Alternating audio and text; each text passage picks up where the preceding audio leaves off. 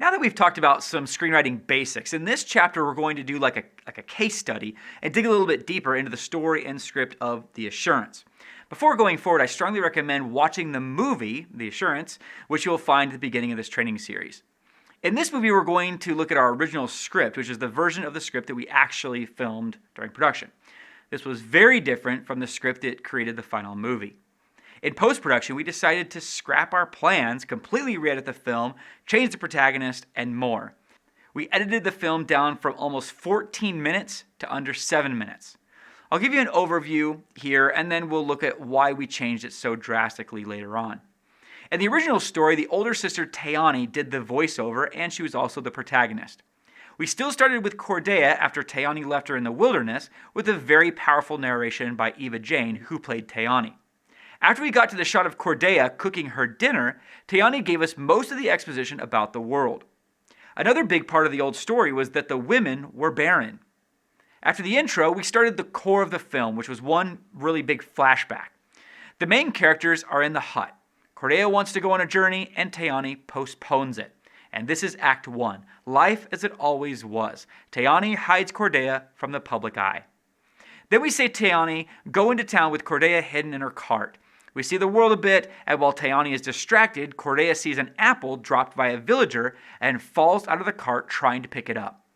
The town is shocked to see a living child. The warrior Garoon takes her and Tayani and brings them in front of the town council. There's some debate about what to do with the child, and the chief, Mark Holland, decides that she should be put on display so that everyone sees that life is returning to normal. The town then gathers to observe the child in this night scene. And while here, Tayani realizes that she can't keep Cordeya hidden forever and tells her about the powers both of them have.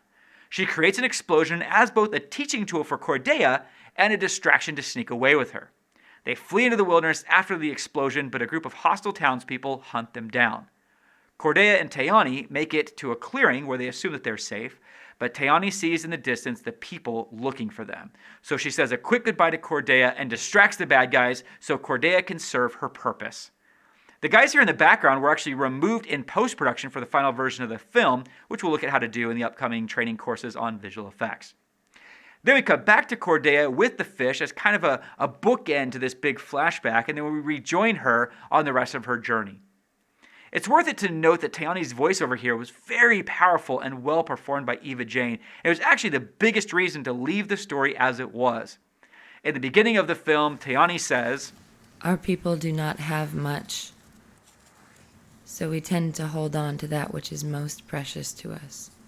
This is an obvious reference to their poverty, but even more about her relationship with Cordeya as well. At the end of the film, after Tayani has let Cordeya go, she says, "Our people do not have much, so we tend to hold on to that which is most precious to us. The challenge is knowing when to let go." Oh man, I love that moment, and it was so hard to cut that. The full screenplay that we shot, as well as the full screenplay that it eventually became, are both included with the exercise files that accompany this training, if you have access to those.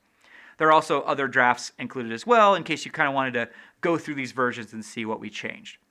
We'll also watch the entire rough cut of the original story in the upcoming training course on editing. It's a little long, a little boring, but it's a fascinating look at film. And a little later in this series, we'll look a little bit more in depth about what was wrong with this version of the story and what changes we made specifically and why. But I think it was worth losing some of these great moments and great performances from the original version in order to make the story better overall.